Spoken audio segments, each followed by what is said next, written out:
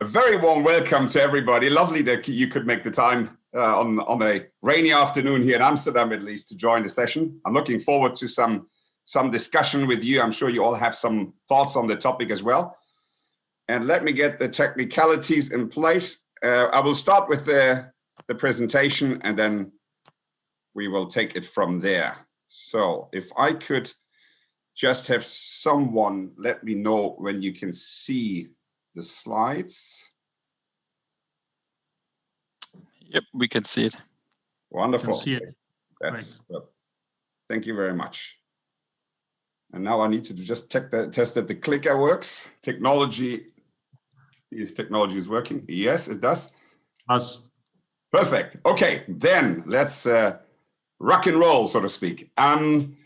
So big thanks to Rob and Hans for organizing. It's a pleasure to join this Innov8rs Connect session and talk a little bit about innovative organizations. And I would like to offer you two things during the next hour. Firstly, my personal reflections on what it means to build more agile and innovative businesses and cultures. And secondly, hopefully during the Q&A, an interactive discussion with all of you about some of the practical lessons learned from agile, innovation, and organizational learning at scale. So without further ado, let us dive into that wonderful world of business transformation. Our world has become very complex, and I would like to ponder with you about a conundrum that has certainly kept me awake during the last 10 years, which is, how can we craft organizations where work is truly meaningful and where we enjoy our daily jobs, generate appropriate returns, and also contribute to a sustainable future for our company, the sector, and society at large? And here I would like to immediately challenge the principle that frames our event. Our slogan is that we need to do more with less faster. And personally, I believe very strongly that we need to do better with more. Less implies scarcity, whereas more implies abundance. And my view is that we need to develop organizations holistically and intentionally so that we can achieve both better morality and more agility and engagement. And I believe this is important. Whilst this so-called fourth industrial revolution is literally taking our world by its ears, our organizations have collectively produced numerous outcomes that nobody really wanted. Burnout and loneliness, inequality and hunger, and ecological collapse. And by some estimates, more than $7 trillion are wasted every single year globally due to employee disengagement. And if that wasn't enough, whilst mankind is facing a historic inflection point, 56% of global citizens believe that capitalism does more harm than good. Hence, I really think we need to take a step back and reflect. And I would like to share with you a few thoughts on three simple questions. Why are we really here? How can we evolve our organizations further to achieve both performance, innovation, and purpose? And who do we as leaders need to become in order to make that work? And interestingly, I very often encounter people who tell me very earnestly that they deeply desire to become more agile or teal without ever really asking themselves the question why. And that is not surprising. We have created a seductively materialistic and individualistic narrative in our Western society where self-interested growth, productivity, and stock prices have often become ends in themselves. In a pandemic of busyness, we have often succumbed to that hedonistic treadmill of money for money's sake, where people start to work ever longer hours to attain status and wealth, just to find out that it doesn't really make them happier. And in creating ever greater riches, arguably for far too few, we've often ignored ecologic externalities, just to discover that our mother planet is at the brink of bankruptcy and the collapse of global climate will threaten the livelihoods of millions. So what do we really believe in? What do we really stand for? And these questions are both existential and fundamental. We create organizations for a purpose, to achieve something together, which individually we couldn't possibly achieve. And I strongly believe that 50 years after Milton Friedman's famous essay on business, both personal and organizational success must transcend a quest for money and shareholder value. As Colin Meyer maintained at the World Economic Forum, the true purpose of organizations is to solve the planet's problems profitably. It's not just about profit and endless growth, but also about an inclusive and sustainable economy for all stakeholders, and about becoming those good ancestors for the generations to come. Not just bigger, but better.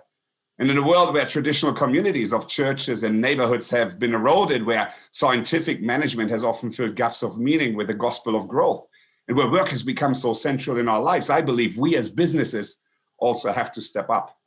As Immanuel Kant the great philosopher, warned us a century ago. Human beings must always be treated as ends in themselves, never as means, never as cogs in a machine. Not as a question of marketing or charity, but as a matter of morality and justice. Exploitation and inequality are not economic laws, but inherent failures of our economic system. We must evolve societal and organizational purpose beyond GDP and profit before tax. And therefore, I believe we all must ask ourselves, are we and our companies net contributors to that quadruple bottom line? Are we making a meaningful and measurable difference? Do we have processes in place to evaluate and balance major projects against our values?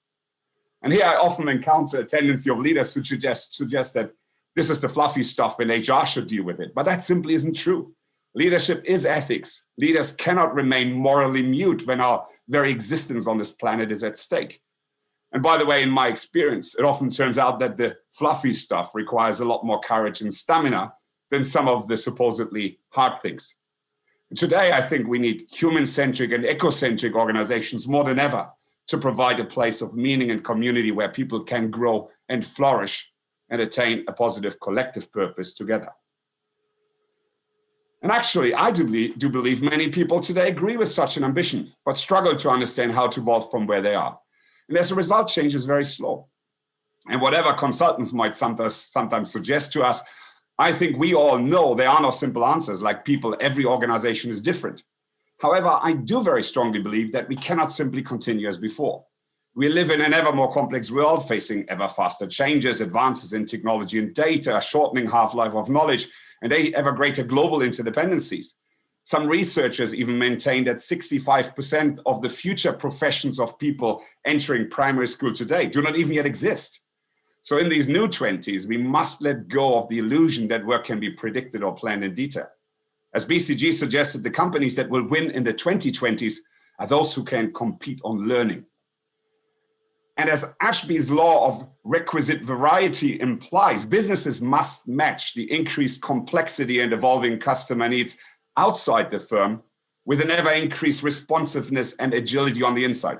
From a paradigm of scalable efficiency that has dominated our businesses since the Industrial Revolution, we need to transition to a new world of scalable learning and development, from competitive to adaptive advantage, and from closed systems to boundaryless ecosystems. The simple truth is that our world has become far too complex to be controlled through bureaucracy.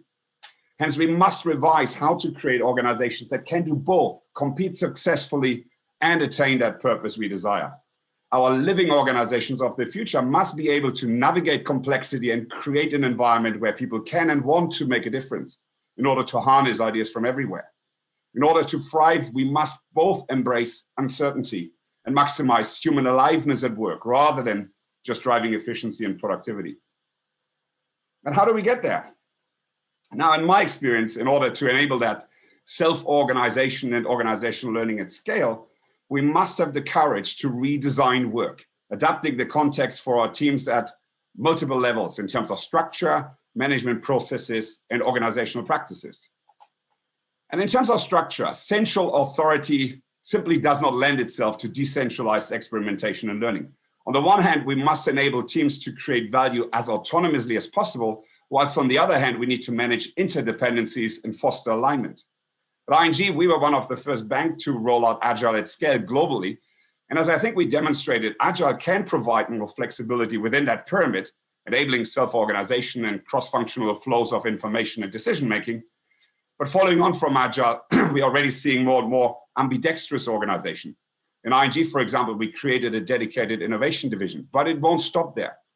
We are witnessing experiments with meshed and adaptive networks of teams like in Buurtzorg, market-oriented ecosystems and micro-enterprises like in Renden Hayi at Hire, and experiments with interconnected circles based on holacracy and sociocracy. In my global team, for example, we are leveraging sociocratic structures to enable co-creation. And secondly, in terms of management processes, self-management and organizational learning require both order and freedom. A well-codified governance, standards and interfaces, flexible and transparent work designs, and proactive information sharing are necessary to ensure that peer-based coordination remains efficient. Bill Torbeck speaks here of liberating structures like principles and roles, routines and rituals to enable and host generative dialogue with as many people as possible. And this is, for example, what we do in Agile ceremonies. Yet it's not only about having weekly stand-ups. Learning also entails mechanisms to manage creative tension and conflict. In ING, for example, we've got 40 different countries with a lot of valuable expertise, but also as many different priorities and opinions. And innovation at its very core is creative destruction. If we just sweep disagreements under the proverbial carpet, we will be ruined by our own empathy. And here Danfoss, for example, uses psychologists to train their teams in conflict management. Michelin actively promotes constructive impertinence in its meetings. By its very nature, total consensus would overwhelm complex systems, and hence we need procedures to explicitly foster collaboration across diversity and attain not consensus, but consent. And I think finally, we must adapt sometimes anachronistic HR and finance practices. Support functions must become agile, but not just by organizing in tribes and squads, but by adapting their support processes to truly enable learning at scale. And I think we always must ask ourselves whether the methods and procedures we use signal that we trust each other or create distance and distrust. And here, one process that I always want to focus on is performance management, as I think it's often that aching backbone of managerial arthritis. And here are the typical 5 components of a performance management system. And when it comes to target setting, I think rather than the top-down cascade of KPIs at the beginning of each year, trying to control the uncontrollable, we need to foster adaptive alignment across teams and externals with OKRs, moving from annual goals towards recurrent sprints.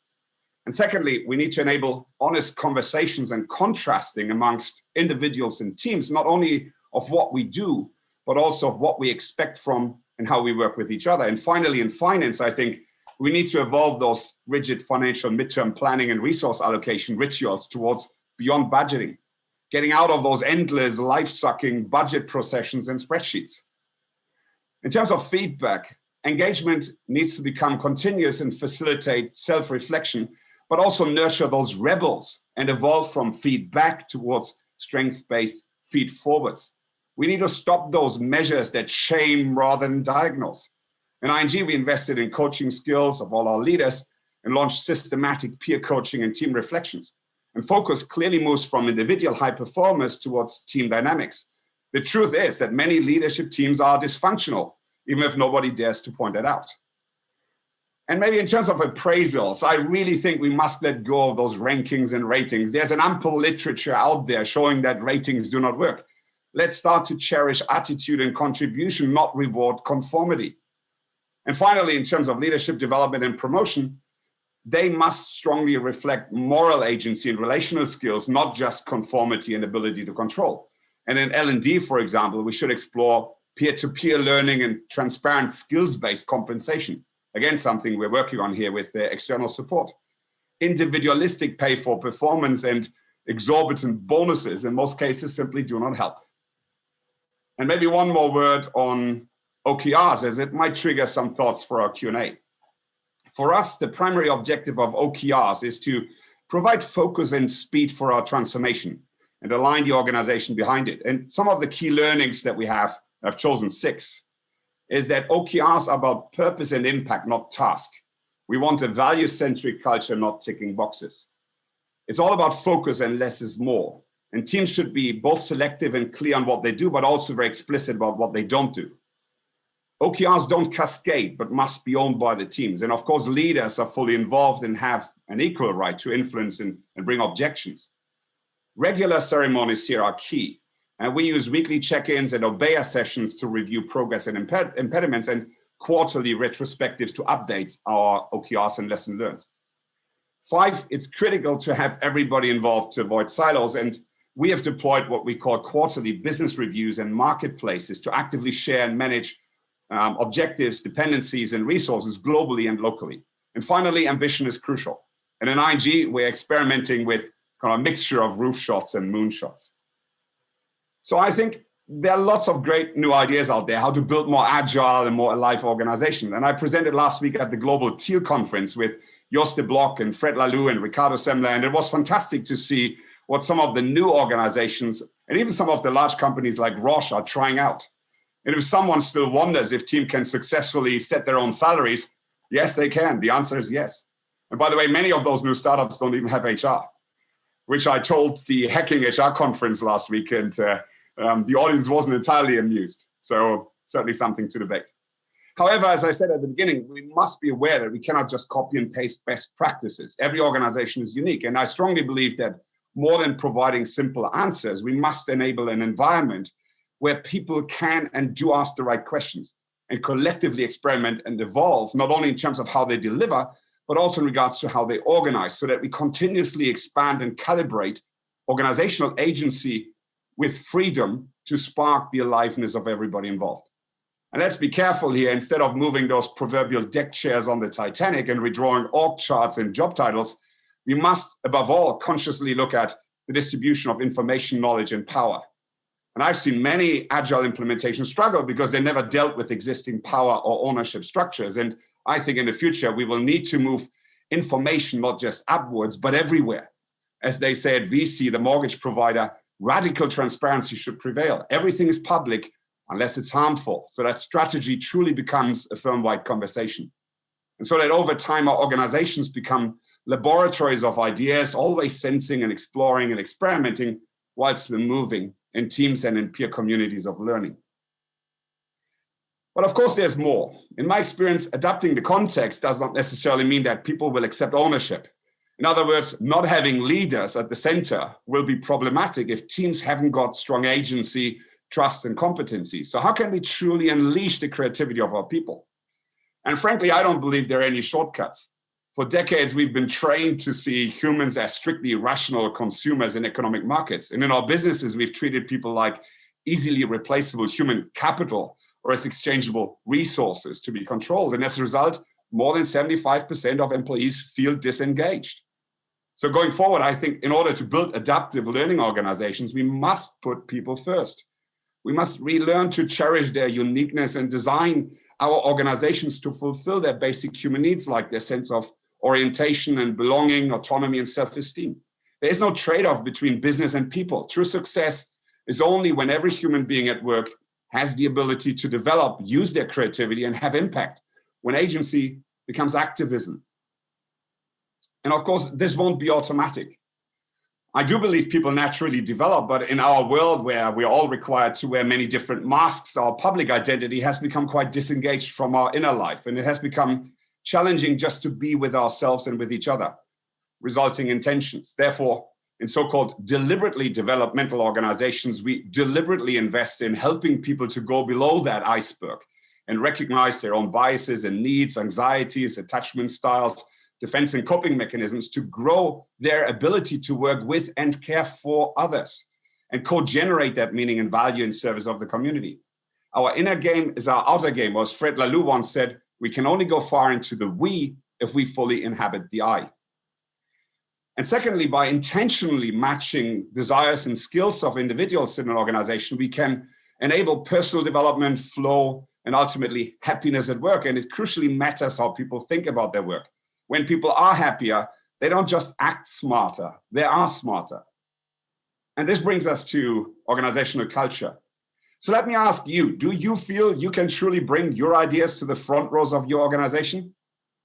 If not, you're not alone. Based on a recent study, only 20% of employees believe their opinion counts, and 70% report new ideas are met with hostility.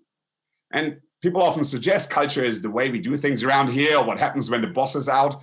But that's not very precise. And for me, culture relates in particular to how we treat each other and what we truly care for.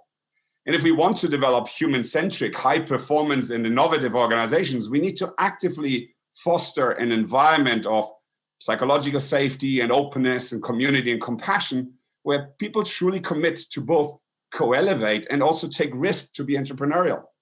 Culture is not just that poster on the cafeteria wall. Always remember, no one can really empower others. Being empowered is a choice.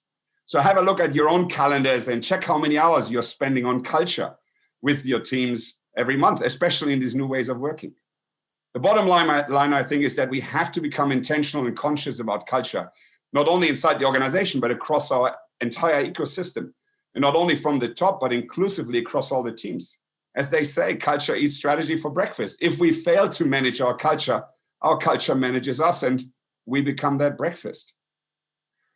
But I strongly believe this requires also change in metaphors. Instead of optimizing organizations as machines or behaviorist training grounds, dividing information and power and ruling with sticks and carrots, we need to start acknowledging organizations as complex developmental systems, as living organisms with minds and hearts and souls, where deep emotional bonds of community and trust matter as much as outcomes, and where individuals and teams experience and learn and develop together in service of that meaningful purpose. And where influence and authority are different from rank and position, and where employees have freedom to experiment, where many, many more people have the agency to become their own CEOs. And more than in structures and methodologies or tools, the difference lies in core principles. In humanocracies, the business of business is people. And this is, sadly, where in my experience, many of our organizations get stuck. Why? I regret to say so, dear colleagues and friends, but I believe it's often because of us. In fact, my number one lesson learned in Agile is that leadership becomes a lot more difficult.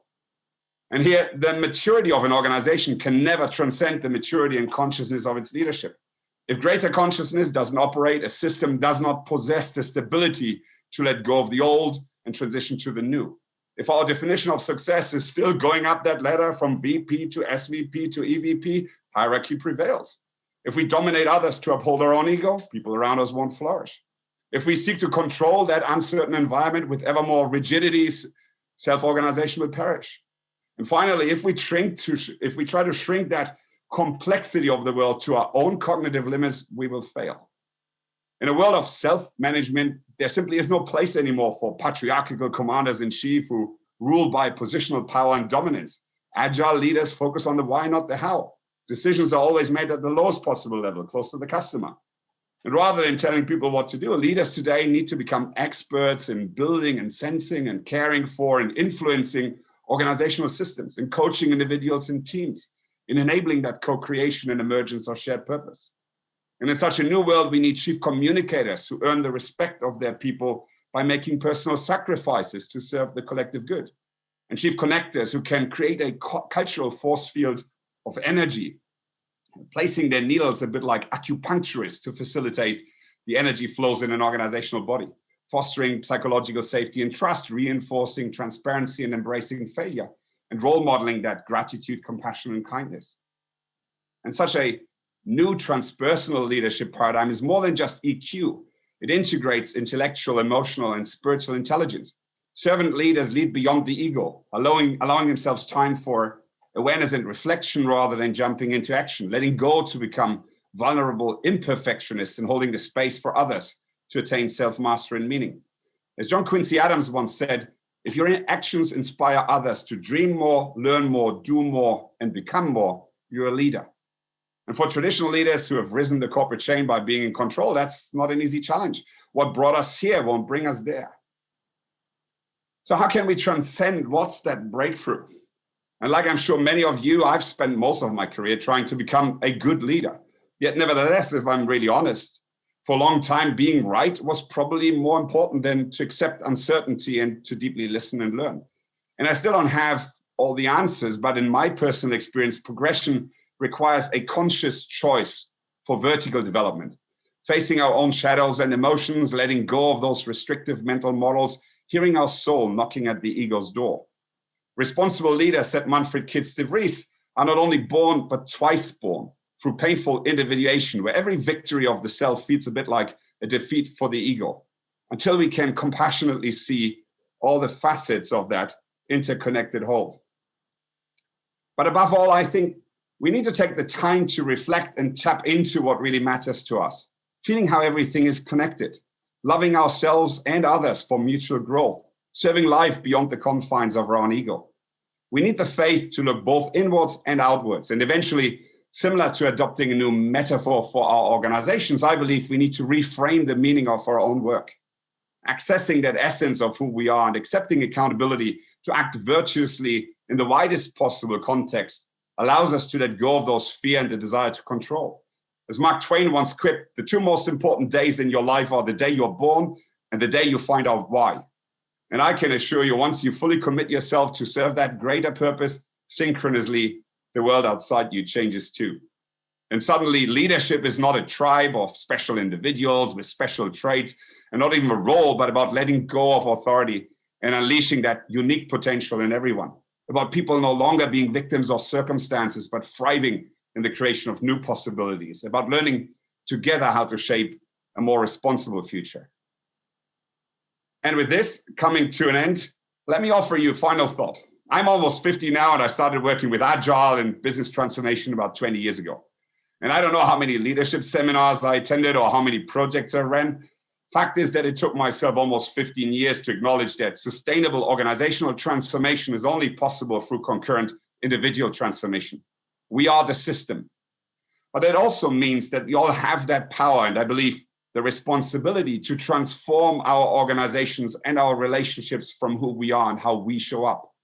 We can all spark that transformation of our organizations, gradually crafting those structures and processes and cultures needed to attain both an environment for individual development and the evolution of that emergent collective purpose. And beyond our businesses, we can stand up as leaders for a new collective narrative to overcome some of the limitations of that social materialism we have today, where work has dignity and success is not only about money, but compassion, community, and character.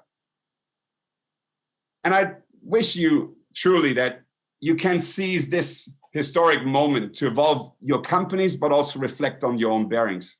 This current pandemic lays bare the frailty of our social contract, and the economic lockdowns shine a glaring light on existing inequalities and even create new ones.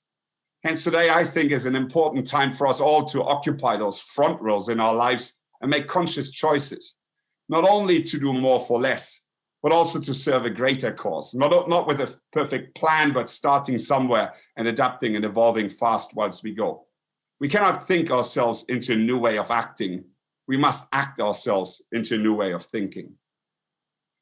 So let us together roll up our sleeves and reimagine our organization for more positive impact in the future, to recover better, recover stronger, and recover together.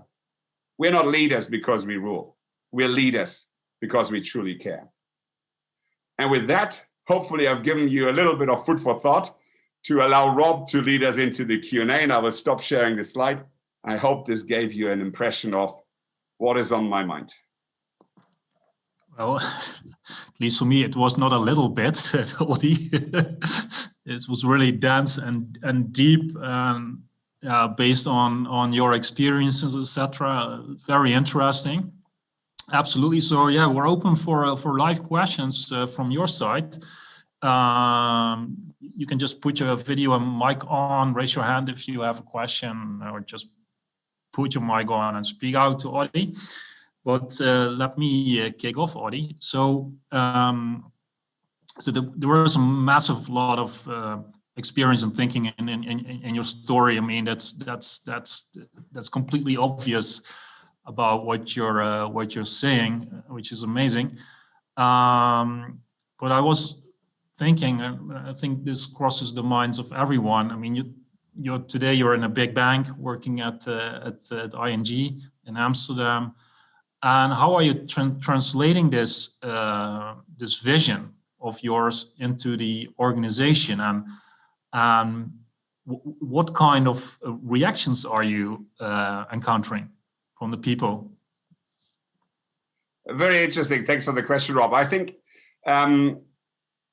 so when we say translating that, of course, I wanted to give the audience here a little bit of a rounded picture, because I really feel it's important that we look at an organization holistically across all its various aspects, because as we know from complexity theory, we cannot start with a piece. We need to start with the whole if we want to enable change. So for, I think, especially leaders, but also friends from HR or consultants, it's important to somehow grasp and frame the total picture in order to then seek how to intervene. And I think that's a little bit what I'm trying to do. So when we look at organizational transformation, there is a necessity to take a step back and look at what is going on under the iceberg, so to speak. We very often have a formal transformation program that has milestones and KPIs and quantitative measures, or we have in the Agile case, we have backlogs and people are working on epics and features. But the question is kind of, how do you further evolve the agency of people to really kind of work together effectively, constantly evolve in line with customer requirements or kind of innovative ideas that might come up also from the technology side or from competitors or whatever it might be. How do you create an organization that creates the energy and the aliveness to thrive and adapt continuously without central control, which we know has limited impact? And I think that therefore my intervention is always contextual. So I intervened with the team, and I cannot really say because I'm always saying I'm only making coffee, right? We are really trying to create an organization where that leadership is decentralized and the accountability lies in the team. But we introduced changes to the structure. So for example, we're experimenting with sociocracy. Some people might be more familiar with holacracy. I'm a big fan in kind of sociocracy because I think it offers some superiority in terms of, for example, decision-making rituals and some of the patterns that are being suggested. But that is one thing, so structure. The other thing is creating community and culture. So we invested a lot of time in bringing people together, actually getting to know and care for each other. And that is something that doesn't normally happen in a PowerPoint presentation in a town hall, right? So we created a rebellious movement called the Musketeers, which is a voluntary force of 300 to 400 employees and colleagues and friends who are taking collective ownership, bottom-up grassroots for what they want our organization to become. And I'm always saying it's kind of, there's one conversation with me in the town hall when I come and visit a country, and there's another conversation afterwards at the bar. And I mean, I leave it to you to decide which one is more important. I think I know where my bets are. And in that second conversation, that's where the Musketeers become kind of really opinion makers and change agents to bring people with us on this journey. And lastly, I think on the leadership especially, we've created, as I mentioned, coaching and peer coaching and creating safe space for people to co-elevate. So help each other to make sense of their leadership role in this new environment. And that has been something which I found very, very impactful. And again, I think my personal learning is that I was very often becoming a blocker for creativity, innovation, adaptivity, and change, because I was trained to be in control, to be the smartest person in the room, to have the most beautiful PowerPoint slides and bring everybody with me, as opposed to letting go of all the thing and say, guys, bring me with you, right? And so these are some of the thoughts that come up, Rob. Cool. I've got so many questions, so more questions for you, but I'll leave it to the audience right now. Tony Harper, you had a question for Adi. Sure, Adi, you spoke about competing on the rate of learning and the value of introducing OKRs to an organization. Could you share some examples of what you're seeing in terms of rate of learning being incorporated into OKRs? That's a very, very interesting question. And I won't name the firm, but I think if you look at the presentations I recently published, you can guess it by the colors. I was invited to an executive kind of leadership team meeting with the global executives from that company. And we were discussing exactly your question. And I think, so there's always a very big risk, and maybe that's where you're coming from, Tony, that people take OKRs, but before you know it, it's becoming management by objectives. And people are again somehow judged against how quickly they and to what the velocity is and so on.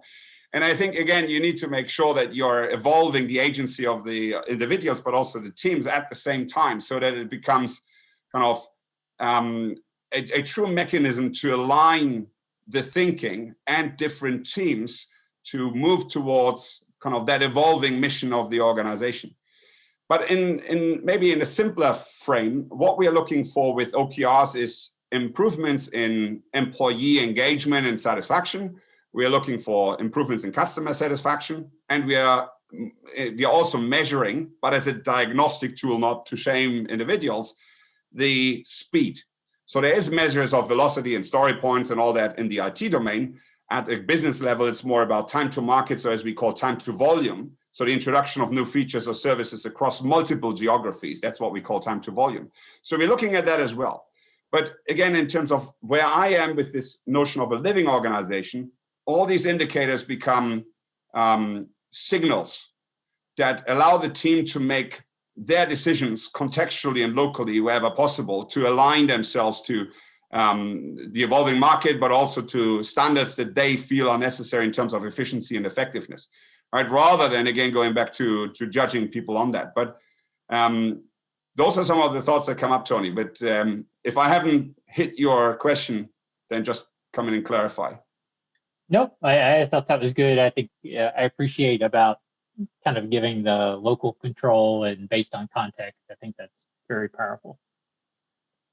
Yeah, and you have to be really careful because my good friend Brian Ungert, the Chief Purpose Officer of Decurion, which is one of the deliberately developmental organizations analyzed by Bob Keegan, he always says the dominant paradigm has this kind of nasty power to subsume, to kind of include all the other paradigms. So that's why I'm always getting a bit nervous when people say, let's do Agile because the bottom line will improve. And this is what I picked up on the website for our gathering here, right? So let's do more for less fast.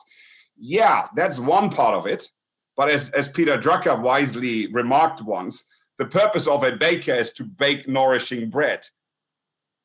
Profit and share price might be a side effect of that, but that's not the purpose. And for me, the purpose is to create aliveness inside an organizational ecosystem and create something which truly allows people to kind of move forward in creating what is important for them, right? And that requires a different mindset than kind of going back to using whatever comes around to just focus on the bottom line. The bottom line has to be there. I'm not saying we're not a competitive business and we're not looking at share price. But I think for leaders especially, you need to be able to hold those different perspectives in your mind all the time to check up on yourselves to see where you're going. Yeah. Thank you. You're welcome, Tony. Next question, Ricardo. Ricardo, are you ready? Yeah. Put your mic on. Okay, go ahead. All right. Oi. You mentioned a lot of aspects regarding the people, the business, the conscious business, and the culture. But what would be some specific steps in order to get started in this journey? Like we covered a lot of different stuffs, and some of them come across as being a part of a more mature company that has already covered some of this distance. But what would be some initial steps in all this? Ricardo, sorry for being nosy, are you Spanish or Brazilian? I'm actually from Guatemala in Latin America. Yeah. Bueno, muchas gracias. So what would be your suggestion? Where would you start? I would start with the people, like forming the people, of course, with a very a lot of support from top-down leaders, but I'm not sure when to translate forming our people to strategy, and when to, if we define culture and then build the people according to this, or the other way around, or what comes first. Nice.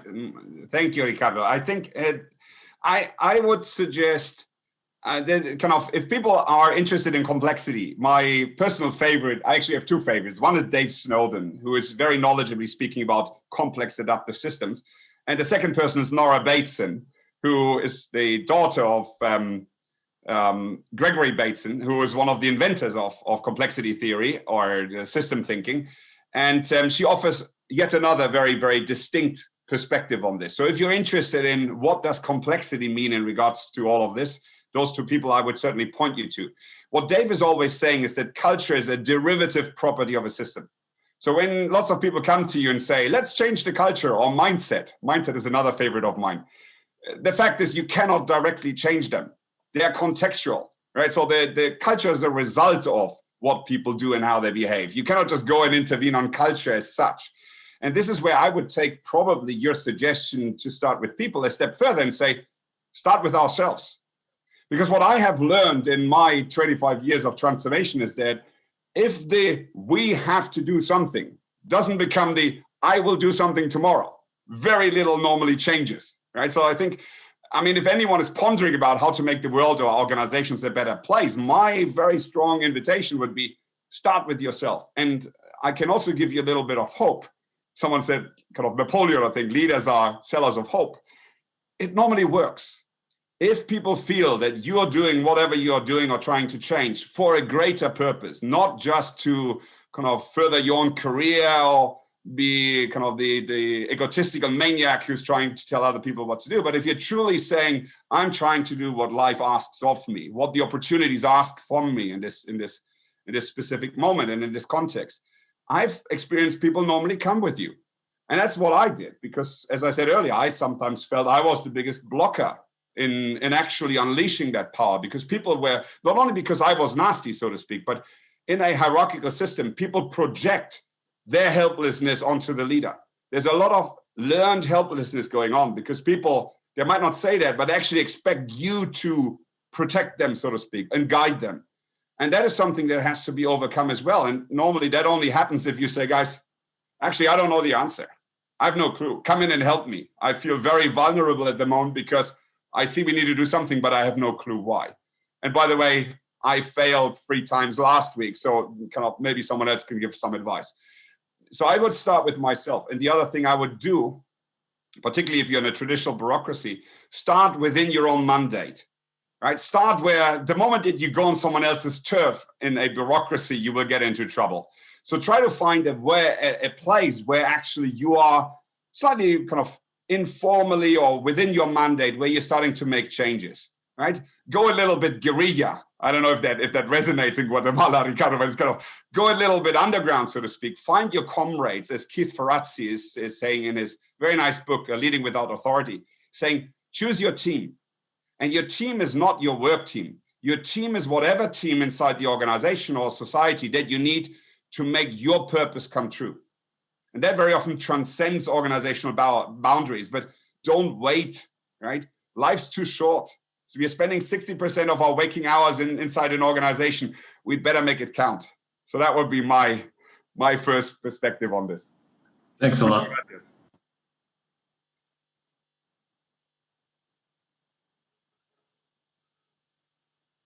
Rob, I think you're on mute. We're now moving to, sorry about that. Now moving to the question of Eugenio. Eugenio, you can put on your mic and ask your question if you like. I understood that you mentioned that culture is a sub-product of our organization. So my question is, in order to change then the culture, do we need to change organizations always? Yeah, and Eugenio, is that? Yes. Is that Eugenio, muchas gracias. Again, right, so it's always nice to be together with so many knowledgeable people and then try to kind of pretend to know better. But when I was young, I had all the answers. Today I'm older, I have all the questions, right? So I think there is a little bit of experimentation. We need to eat our own dog food, so to speak, right? So you try things out and see what works.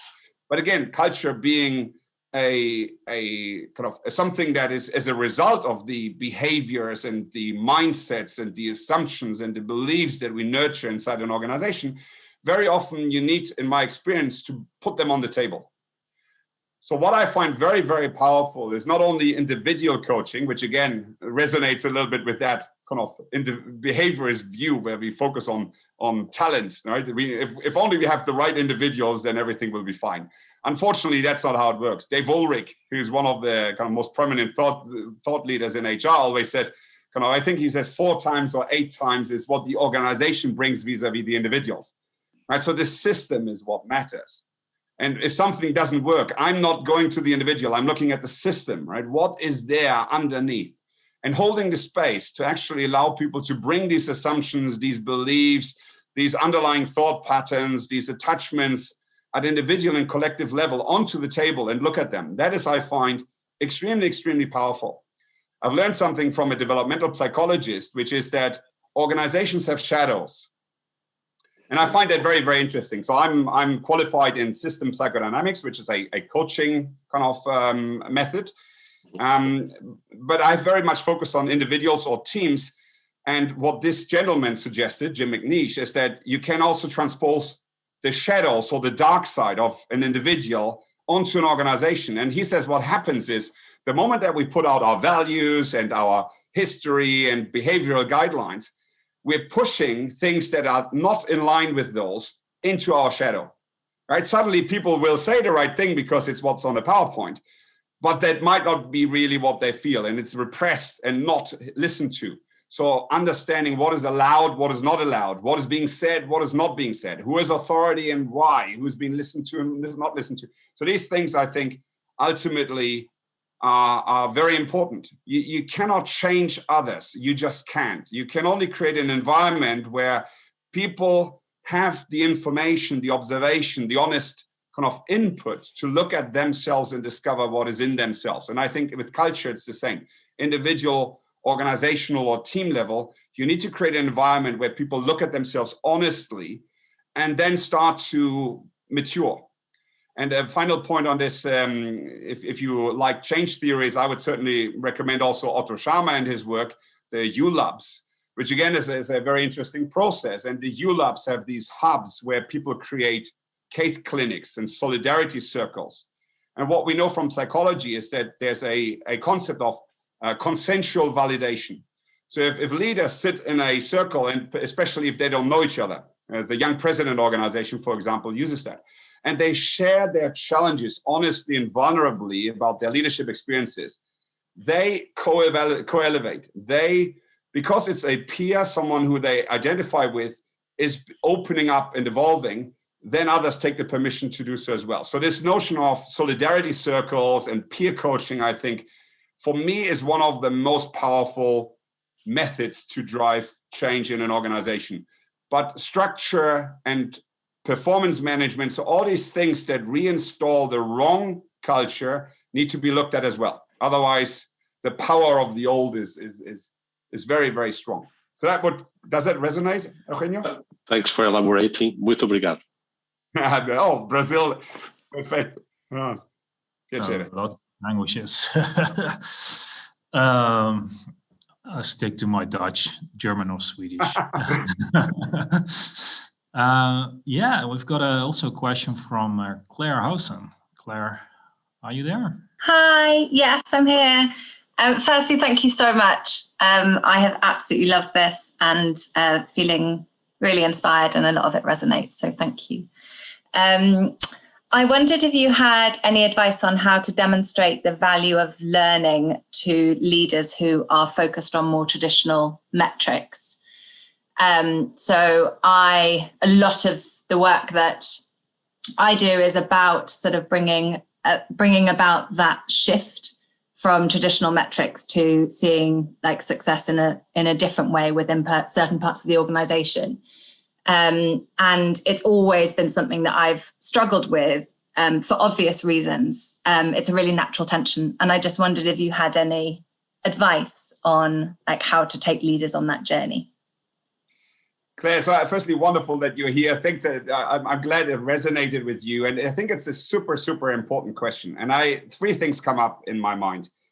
And the first goes back to Tony's question at the beginning. And I had forgotten, Tony, that there was something else. Actually, if the team sets their own OKRs, we also try to set learning objectives.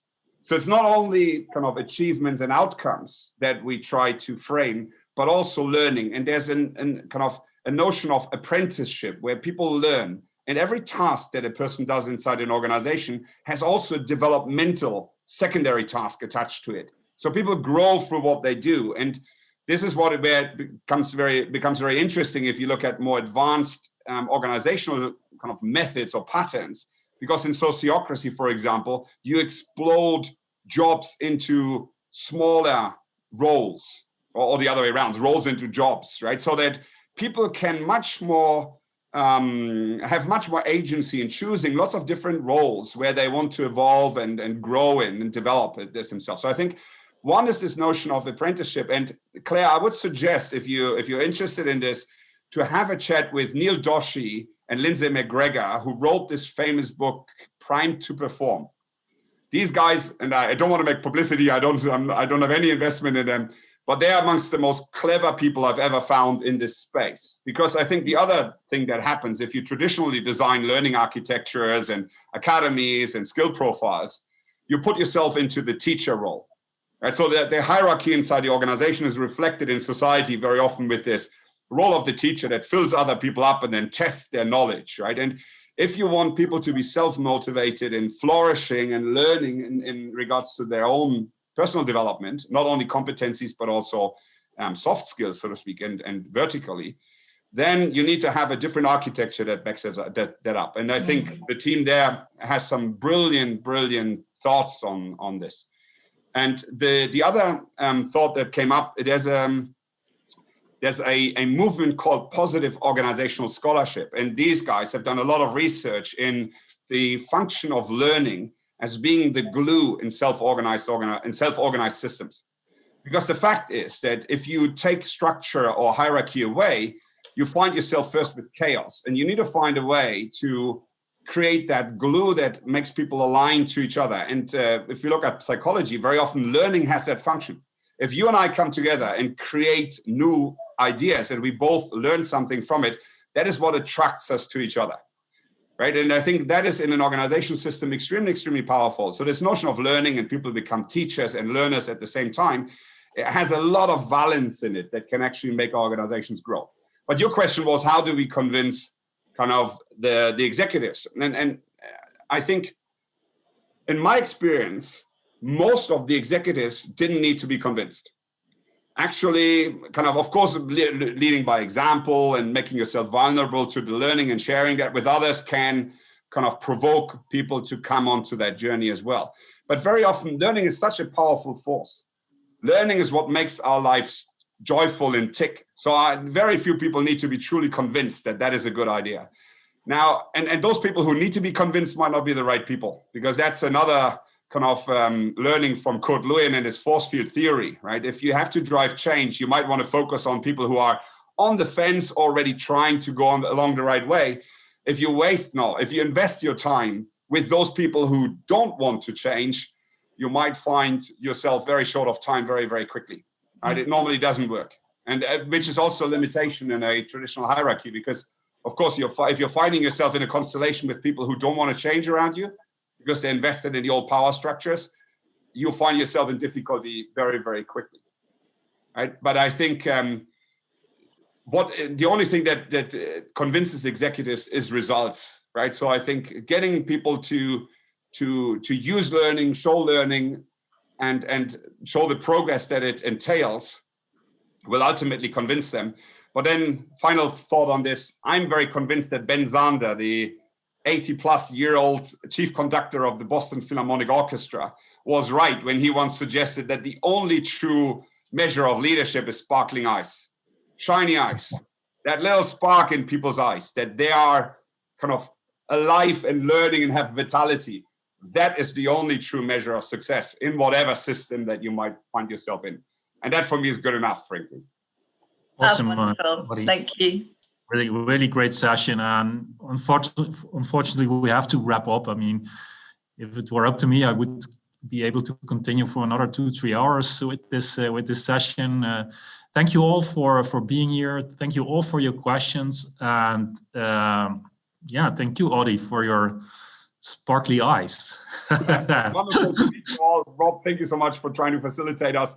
And if you want to talk more, just connect on LinkedIn and continue the conversation. But above all, as I think came out of the first conversation, do something. Find yourself a friend and start changing the world around you, because that's going to make a difference. Take good care. I think that's the key message. We'll all start right now making this change. I wish you all a great evening, a great day, wherever you are. And thank you so much for attending us here at Innov8rs.